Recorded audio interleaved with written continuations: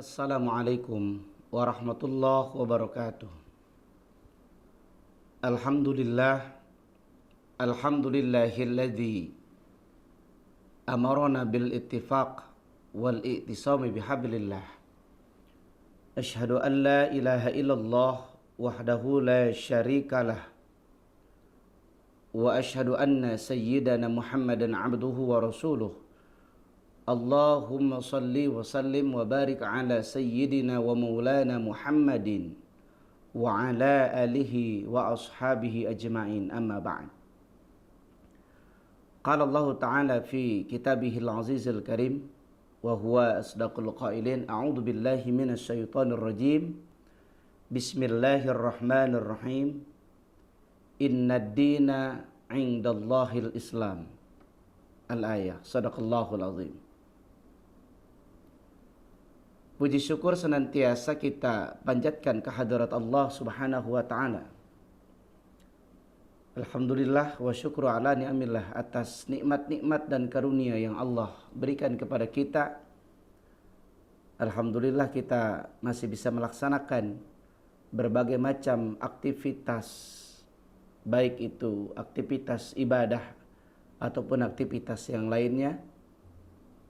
Dan mudah-mudahan kita senantiasa diberikan lindungan oleh Allah Subhanahu wa Ta'ala. Salawat dan salam mudah-mudahan senantiasa Allah limpahkan, Allah curahkan kepada baginda Nabi besar Muhammad sallallahu alaihi wasallam beserta segenap keluarga, para sahabat, para tabi'in, para tabi'at tabi'in, dan mudah-mudahan kita semua tergolong umatnya yang mendapatkan syafaat beliau di yaumil qiyamah. Hadirin yang dimuliakan Allah Subhanahu wa Ta'ala, pada channel YouTube Ari Kusnadi yang insya Allah pada hari ini kita akan membahas tentang satu tema yang sangat penting.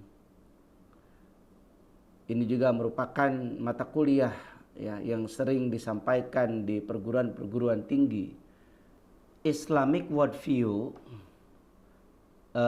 Sekarang kita bahas dulu secara terminologi ya, yaitu tentang apa yang disebut dengan worldview. Worldview ini atau bisa kita artikan pandangan hidup ya. Kata Weltanschauung atau Weltanschauung ya. Itu kalimat ini digunakan pada akhir abad ke-18 dan berkembang ke seluruh Eropa pada abad ke-19. Immanuel Kant 1724 sampai 1804 pertama kali menggunakan istilah Weltanschauung dalam karyanya Critique of Judgment, yaitu pada tahun 1790 ya. Nah, kemudian sekarang kita kaitkan dengan Islamic Worldview atau cara pandang Islami dalam kehidupan kita. Problematika dasarnya adalah bahwa dewasa ini banyak berkembang teori-teori worldview barat, sehingga kita terkadang sudah terhipnotis dengan worldview itu, perlahan-lahan melupakan Islamic worldview, pandangan hidup Islam bagaimana. Karena yang kita ketahui bahwa pola pikir barat itu adalah mereka memandang kebenaran itu secara empirik.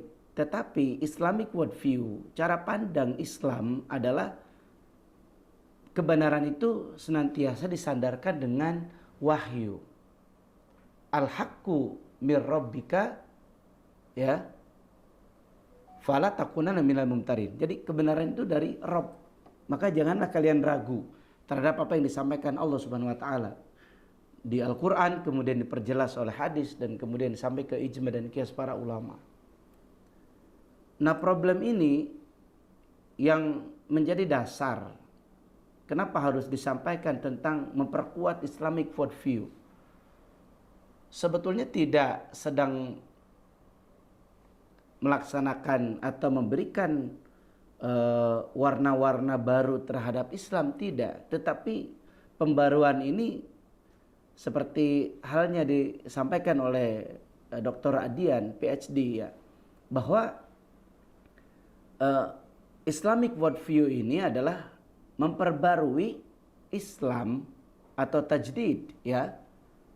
Seperti halnya misalnya mobil yang sudah kotor, banyak debunya, kemudian catnya sudah pudar, dihilangkan debunya, dipoles lagi sehingga mengkilat lagi. Warna asli mobil itu tetap ada.